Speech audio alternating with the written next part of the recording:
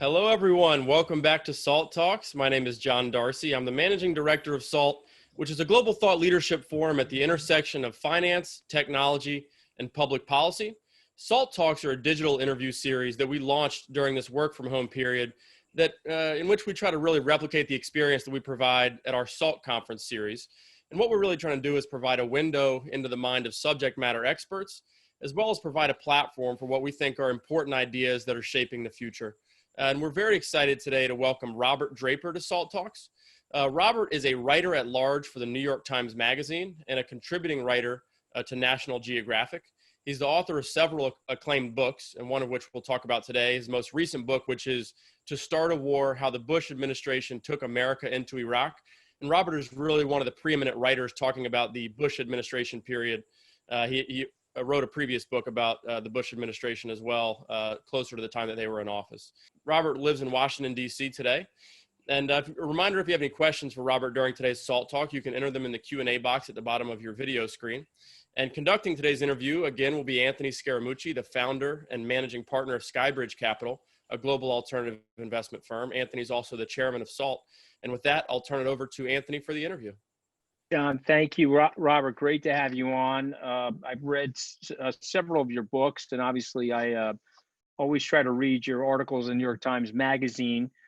Before we get into that, though, tell us a little bit about your professional and personal background. How did you find this career arc, and what was driving you as a kid to get you to where you are today?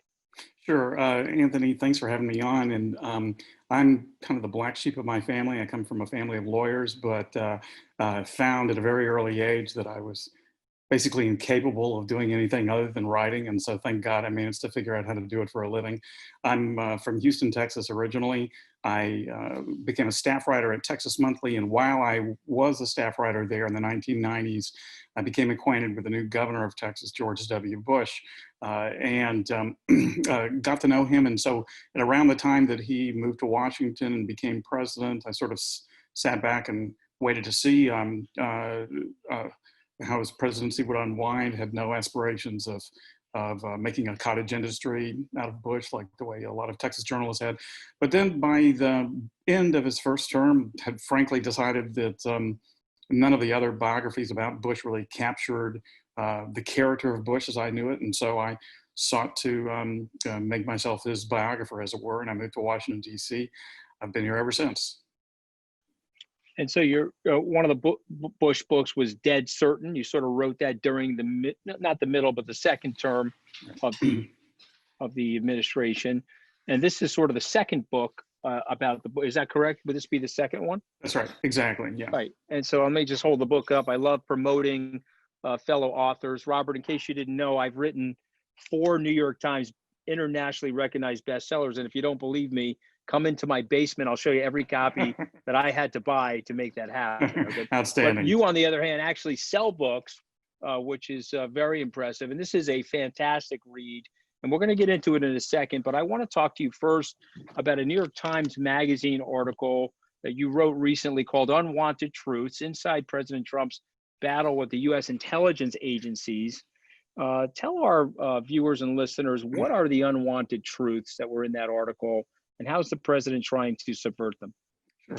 Anthony, the story is basically about the collision course between a president who his counselor Kellyanne Conway memorably described as embracing alternative facts, the collision between that kind of person and a community of government officials whose job it is to actually lay out the facts, to present the uncomfortable truth. And the one uncomfortable truth in particular that this president has been unwilling or unable to abide has been the matter that Russia interfered with the 2016 election to swing the election towards Trump, and intends to do so yet again for the same purpose in 2020. To this president, and I think, you know, it's understandable why he would feel this way, to suggest that Russia tried to make him president is to call into question the legitimacy of his presidency. But rather than recognize that reality for what it is, and to own it, and to say, therefore, we're going to make sure this doesn't happen again. He has time and again refused to acknowledge that that's true. In fact, said the opposite, that it's not true. And more to the point, and this is what my story really deals with, Anthony, has punished those people in the intelligence community who have said what the intelligence community has plainly assessed, namely that Russia tried to swing the election in his favor. Okay, so there are many of our fellow Americans that do not believe that Russia tried to sway the election in his favor. So, for the benefit of some of the people on this call, tell us what you learned from the intelligence agencies in terms of what Russia was doing in 2016, and then secondarily, what do you think they will be doing in 2020? What are they already doing in 2020? Sure. In 2016, the Russians assumed, as did everyone, including, I think, candidate Donald Trump, that Hillary Clinton was going to win. And so their chief aim was to delegitimize her, to demoralize her electorate, to make her presidency a hobbled one at the outset. Sometime in the fall of 2016, it became apparent to the Russians that the Republican nominee could actually win. And so they began to step up their disinformation. They began to try unsuccessfully to hack into infrastructure, to use various trolls and bots on Facebook and elsewhere, to amplify negative messages relating to Hillary and to promote candidate Trump.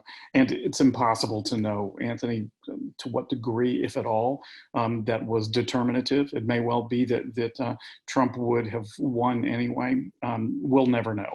But what is clear is that, and the intelligence community assessed this, was that that was what Russia did, and that's why Russia did it.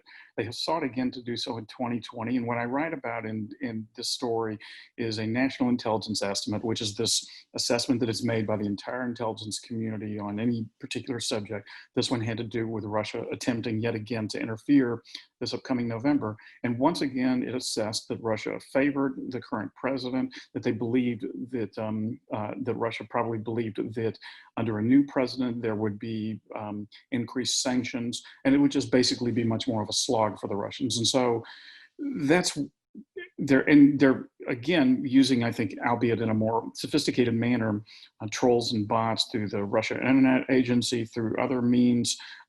They are also still trying to hack into our infrastructure, and the Department of Homeland Security has spearheaded what we hope will be a successful counter to that.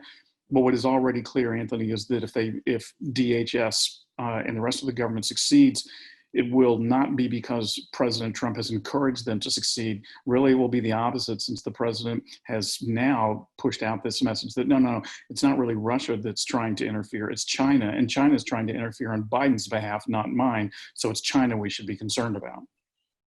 Yeah, no, listen, I appreciate the disinformation that's out there. One last question on this. The damage done to our intelligence agencies, Robert, is it repairable? Is it something we can recover from, or has he done systemic and permanent damage? I don't think it's systemic and permanent, Anthony, but it's also not simply a matter of replacing one president with another. I think that we have lost some credibility within the intelligence community among potential human assets who now aren't sure whether, just whether we're on the level. There has been concern that information given that finds its way to this president could then be leaked to the Russians, and frankly, even if President Trump is defeated, Anthony, as you well know, that does not mean that Trumpism will be. And it does not mean that there will suddenly be a wholehearted embrace of the intelligence community's findings, of faith in government institutions. Far from it. I suspect that we're in for a long haul here, and the intelligence community is going to be caught in the crossfire, just like a lot of other government institutions. All right, listen, I think it's well said. Do you think there's any Russian involvement in these protests that are being organized around the country, particularly the one in Kenosha, Wisconsin?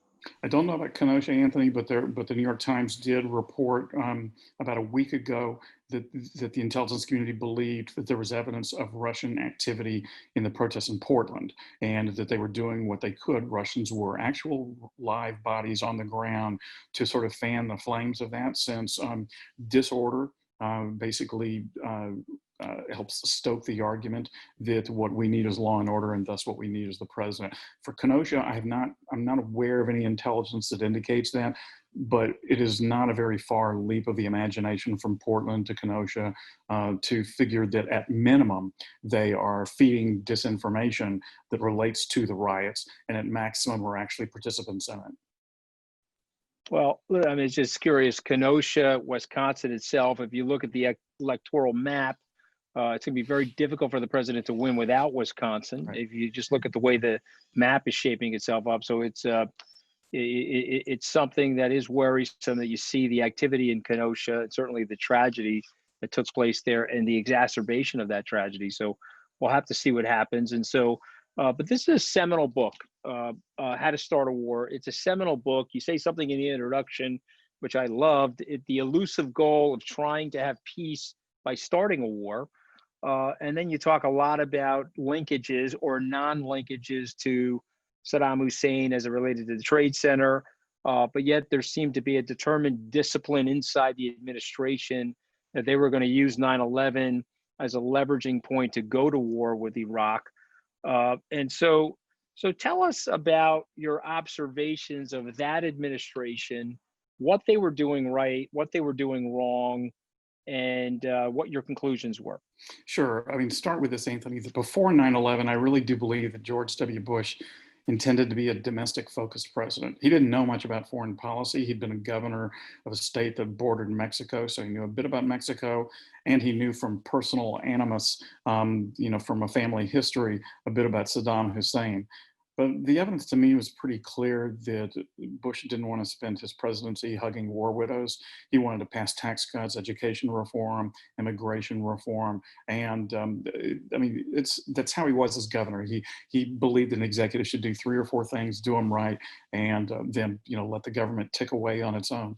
9/11 happened. He wasn't prepared for it. He should have been. There were ample warnings that Al Qaeda was intending to attack the homeland, and he just simply did not lean into that the way he should have. I think you can argue that he overcompensated as a result of that he began to look for the next wave that he was certain would take place, and began to imagine the next wave as being even worse than 9/11 because perhaps an Al Qaeda kind of group would use weapons of mass destruction. But where would they get those WMD from? He began then to imagine that they would perhaps come from this rogue foe of the United States, Saddam Hussein, the butcher of Baghdad, as it were. You noticed I've used the word imagine 2 or 3 times, and I think that's the real problem in the thing that I uncovered in this saga, that where 9/11 arguably was a failure of the imagination, you could say the Iraq War was a failure of too much imagination, of imagination run amok, there were intelligence failures to be sure, but the real failure was that the president departed from intelligence altogether and began to think of what could happen. And part of what could happen, and this goes to what you mentioned about the very beginning of my book, Anthony, is that there was a belief that all sorts of dire things could happen if we didn't go to war.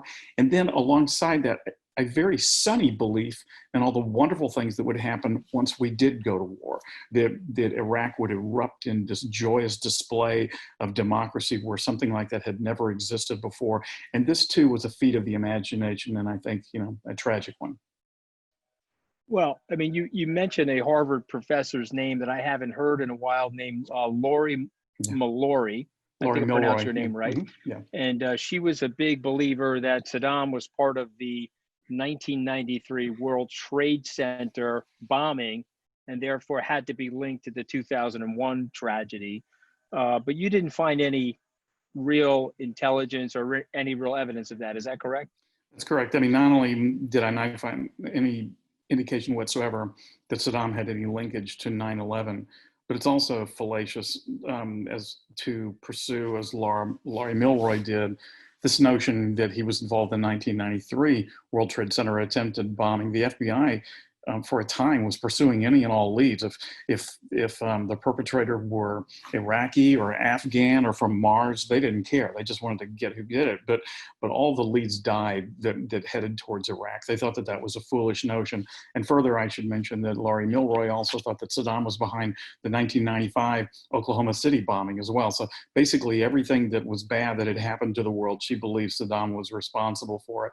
And we're talking about her, of course, because she's not just some character on the margins. She's someone that people of the Bush administration actually lent credence to, most especially the Deputy Secretary of Defense, Paul Wolfowitz, who in so many ways was the straw that stirred the drink on the whole Iraq saga.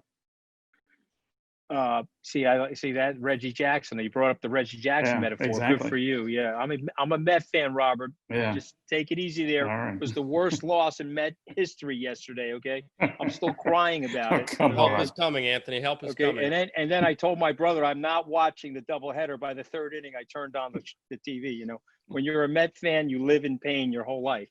But okay, you hurt my feelings by bringing up Reggie Jackson. But let me get back to the show here.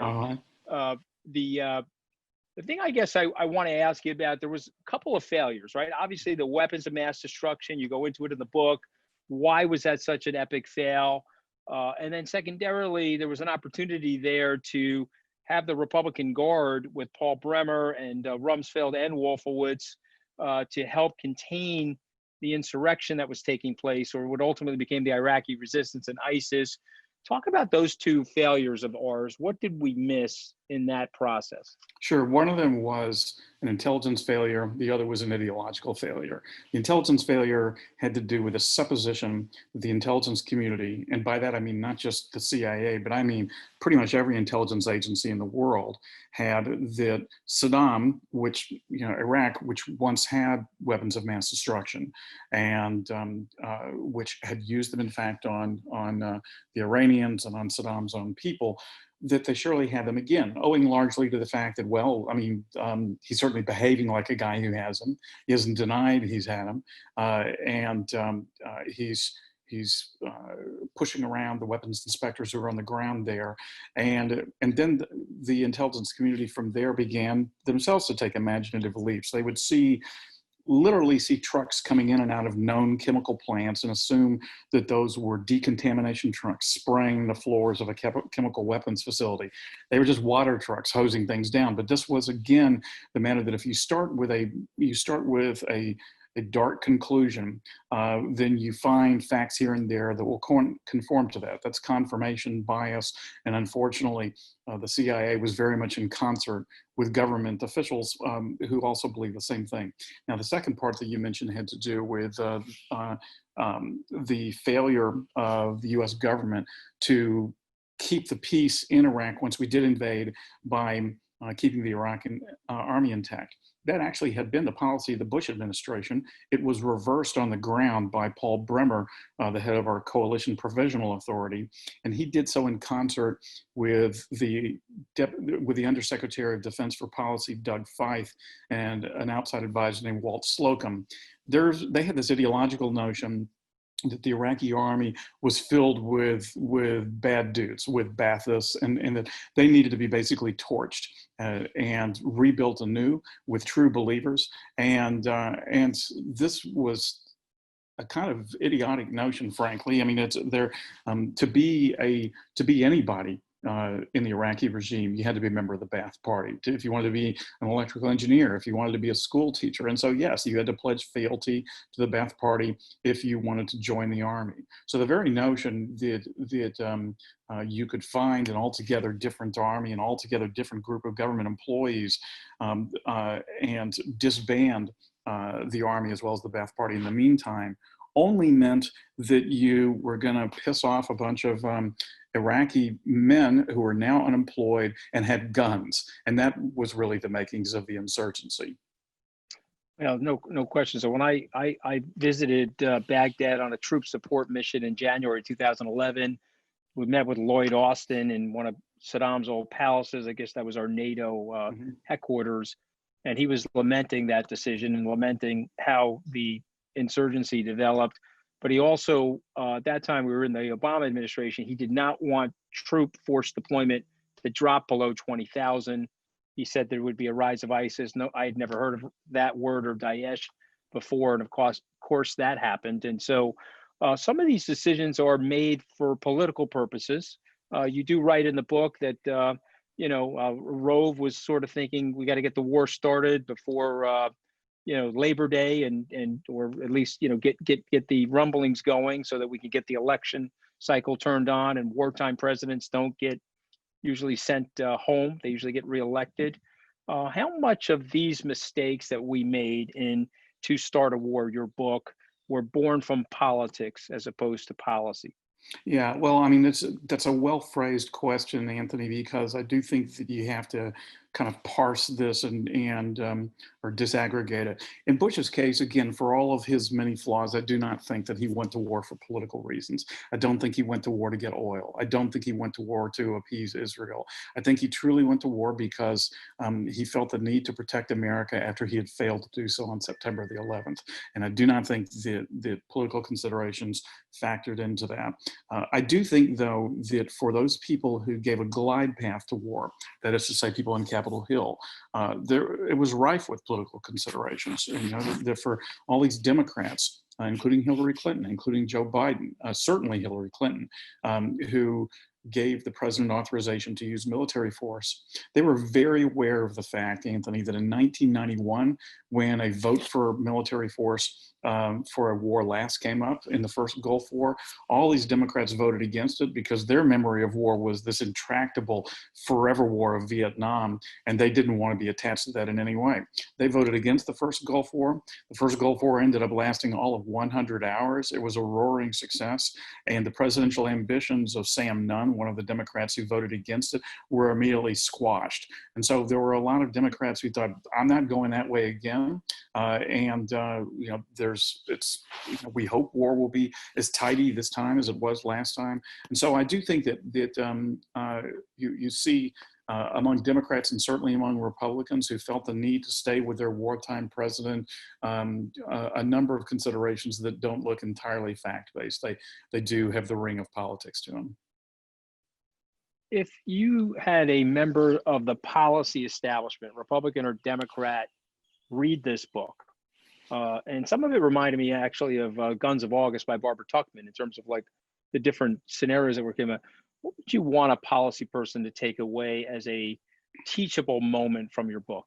Yeah, I think it's that, I mean, because war is so messy, because war invariably entails second and third order consequences that you don't foresee and that tend not to be good, then you need to follow the truth. You need to have an earnest pursuit of precisely whether war is merited and precisely what will happen when you do go to war.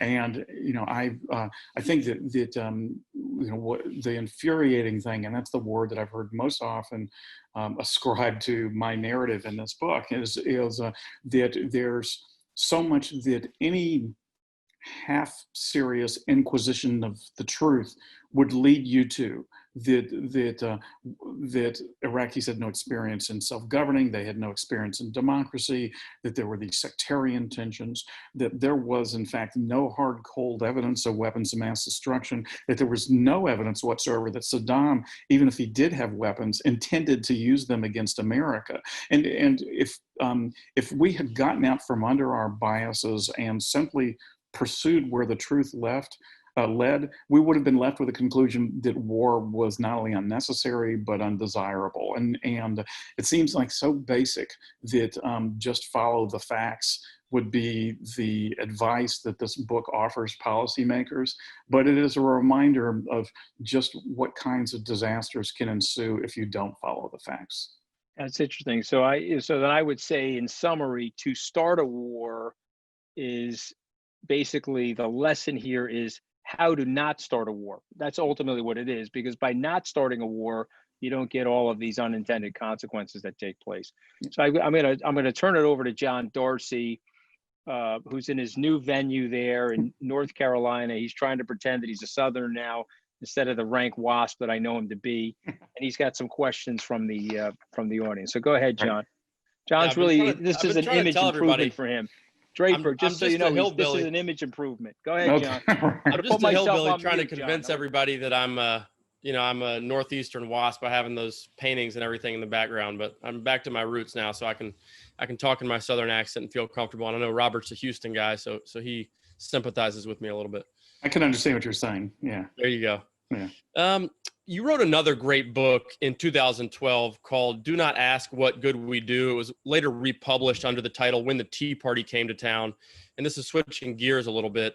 Yeah. The book was about the actions of both Democrats and Republicans in Congress during President Obama's first term, and basically the gist of a lot of what you talk about is how Republicans got together after Obama was elected and vowed to do everything they could to fight his agenda at all costs. Was that different and more hyper partisan than other periods in history? And what do you think now if Biden is to win the election and he sets out his agenda in his first term, what do you think politicians in the Democratic Party have learned from that period of time? And how do you think it's affected governance in the period since President Obama's first term? Yeah, sure, John. I mean, I do think that the period that my book begins with, so right after Obama's election or right after his inauguration, is not dissimilar to what happened when Newt Gingrich's, revolution led the Republicans to take over the House in January of 1995. At least in intention, the intention was to grind Democratic Party policies to a screeching halt and to augur in a conservative revolution. But in practice, what you'll recall is that Gingrich actually worked with then President Clinton quite successfully on a number of measures, and this really teed off a lot of Republican House members who thought that he was being a little too acquiescent of Clinton, maybe falling prey to the president's silver tongue. But the fact is that it was not a time of nonstop gridlock. What you described as the prologue to my book, Do Not Ask What Good We Do, is that hours after Obama's inauguration, all these Republicans are gathered in a steakhouse, kind of licking their wounds. And by the end of the evening, they've come up with a battle plan to thwart anything and everything that this new president does. So rather than it being, let's figure out a way to work together, but to move things towards our side, it's basically, we're going to fight this president on everything. That's a kind of Fight Club mentality that I think we have come to see all the way till now. I mean, it's kind of reached its apotheosis right now, where the president of the United States has basically said, I'm going to have as little to do with Capitol Hill as possible. I'm going to bend that institution, as well as practically any other institution, to my will. And it does kind of beg a question: will we ever get back to a moment where there are not only checks and balances between the legislative and executive branch, but also a kind of, inter-party comity between the two parties on Capitol Hill, such that there won't be this constant, kneecapping or thwarting of any objectives, but instead a working together. I honestly don't see any evidence that we will easily come back to that. I mean, John, I think that the axiom had always been that, well, in times of crisis, Americans come together. Coronavirus constitutes a crisis. We are anything but a come-together nation at this point.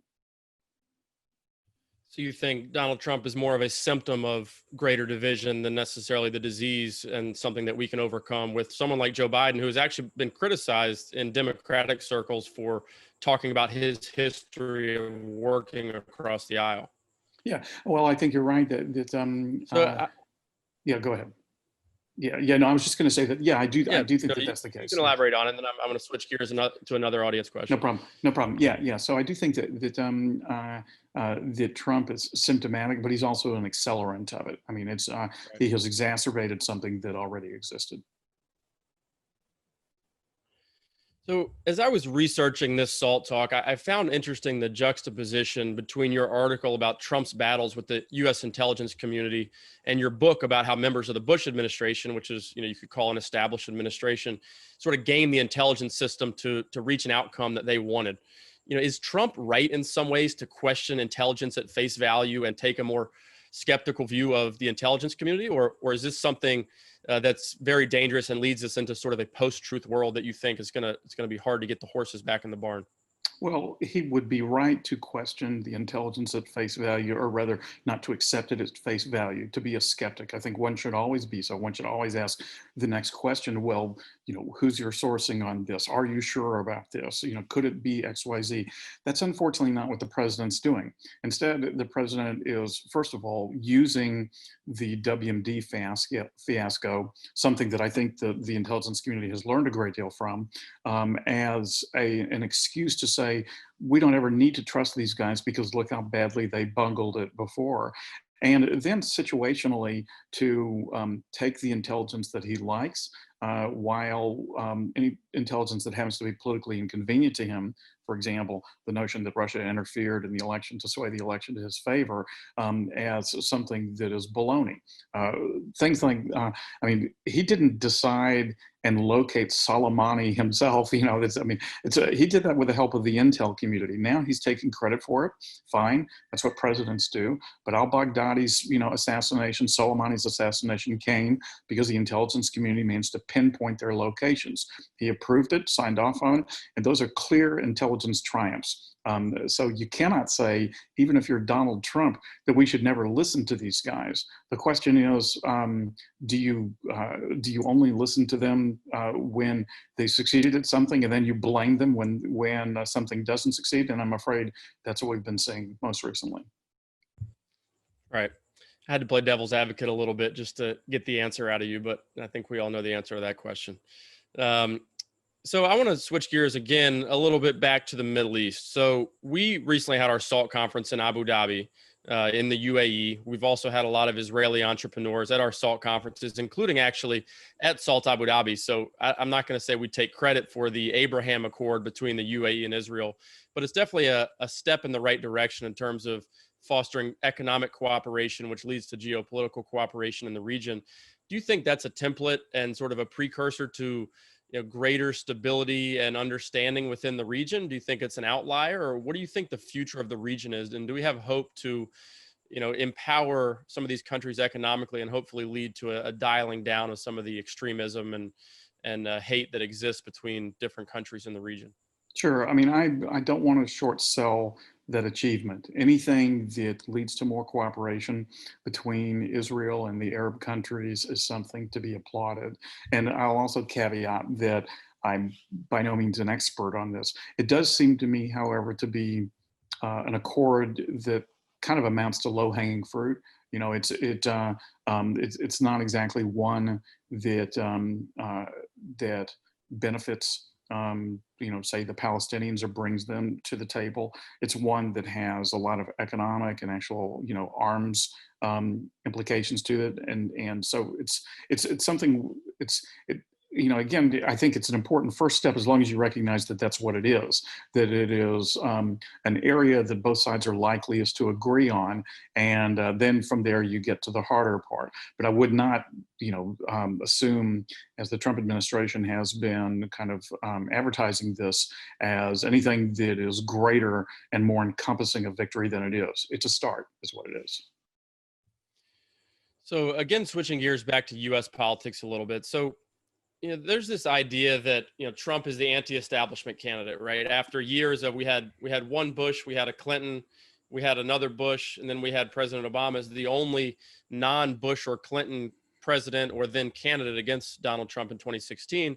How much do you think people like George W. Bush and the so-called establishment is to blame for the rise of someone like Donald Trump, who again he's an avatar for people's hate of sort of the upper classes of America in some ways, as Anthony has written and spoken about in the past.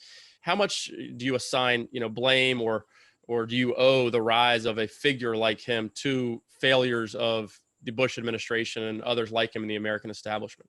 Yeah, I think I'll pass on the word blame and go with your amended version of the question, which is how much does he sort of how much can be traced back to, because I do think that a whole generation of Americans has grown up now with the view that the U.S. government's not on the level. And that goes back to Iraq. That goes back to Bush, a man in a White House in the Oval Office, telling us we need to go to war against this guy because he's going to kill us. And it turns out not to be the case at all.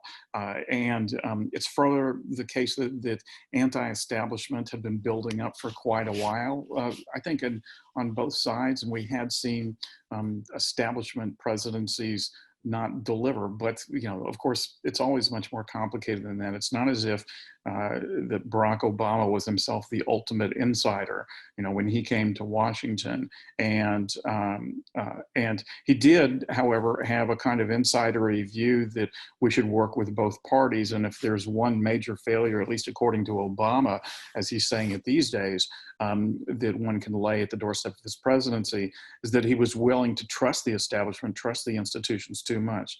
So you can argue, I guess, that Donald Trump came in basically saying it's time to blow everything up. But I lend less credence to that, given the fact that so many members of his cabinet have essentially used Washington as their personal piggy bank, that the swamp, far from being drained, is, it's hardly a populist swamp. It's more like a swamp that he has bent to his will, but one in which there is every bit as much lavish profiteering as there was before. So what he has framed as a kind of anti-establishment presidency is really only anti-establishment insofar as the establishment has shrunk to the size of a bathtub, and the person in the bathtub is Donald Trump. Right. We have a question from our audience, sort of a follow-up, I think, from a UK-based participant about, given the United Kingdom and its experiences in the past in the Middle East, negative experiences, and even in Iraq, how do you think George W. Bush, despite having sort of flimsy intelligence that drove the decision to invade Iraq, how was he able to get Tony Blair and another, massive country like the United Kingdom to join the Iraq War? Well, partly because Blair was, in a sense, already there, had been giving major speeches about Saddam being a threat to the Middle East and someone who ought to be deposed. So part of it's that, and all of that precedes Bush's presidency. Part of it also is that Blair really did believe in the importance of the UK as the indispensable ally to the US, and he did not want to forfeit that. He believed, in particular, after September 11th, that global coalitions were going to form, and the UK needed to be by the US's side. He also believed, Blair did, that he could curb Bush's potentially reckless appetite and make sure that he was staying within the guardrails and being mindful and respectful of international institutions such as the United Nations, and so that he would not go it alone. But what is clear is that Blair was going to stick with him no matter what. And indeed, there is a memo that has since been declassified of Tony Blair in the summer of 2002, or maybe even spring of 2002, writing to Bush saying, "George, I will be with you, whatever." So it didn't take much. Blair saw the stakes and figured he'd better be by Bush's side. Right. So this is a last question that I'll leave our audience with. You've been analyzing U.S. politics for over many eras. You wrote about the Tea Party movement, and you've even seen some Tea Party insurgents in Congress now become the establishment. So this whole thing runs in cycles. You wrote about the Bush administration. You've written at length about the Trump administration, and most recently in that great article in New York Times Magazine about his battles with the intelligence community. If you look out in 10 years from now, in your expert opinion, where do you see the state of U.S. politics? Is it going to continue to remain in such turmoil in a way that anytime we have a shift in power, that the other side just employs dirty tricks to try to prevent that side's agenda from being prosecuted? Or do you think there is some path to bipartisanship and a little bit more patriotism in terms of trying to address issues that are facing the country? Well, I guess what I'd say is that the next really couple of years will tell the tale on that, and how we manage. I mean, we're now at 180,000 casualties as a result of the coronavirus, and if within a year's time this continues unabated, then I really do think we will see a kind of civil war. I don't mean that necessarily literally, but certainly a country that has essentially been cloven in two, and a country that, because it has been cloven in two, diminishes in stature, both economically and geopolitically, and will experience a real and perhaps permanent decline. That's if we don't get our arms around this. Getting our arms around the coronavirus will entail, I think, working together. And the working together may not take place immediately. And whether this is under a suddenly enlightened Trump administration or under a Biden-Harris administration, will require strong leadership one way or another. And one hopes that kind of success will be an elixir that begets more success, that actually awakens an appetite for bipartisanship. But even as I say this, it's hard not to kind of descend into gloominess and wonder just how that will happen if it hasn't happened already, and in particular how it will happen in the second term of a president who now realizes that there are absolutely no checks on his behavior. I guess theoretically that could make him more enlightened. This could make him think, now I have nothing to prove anymore, and I'm willing to actually make infrastructure week happen.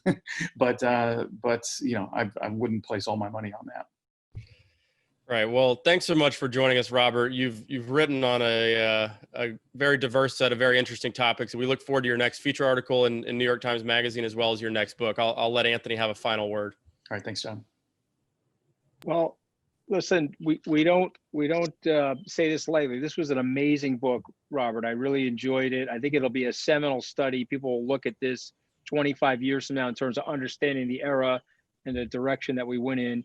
And hopefully it'll teach people to avoid some of the mistakes that were made. But in any event, I want to personally thank you for coming on. I hope we get a chance to get you back after the election so that we can talk a little bit about where the future is, not only for the intelligence community, but for the United States. So thank you, Robert. Appreciate you being here.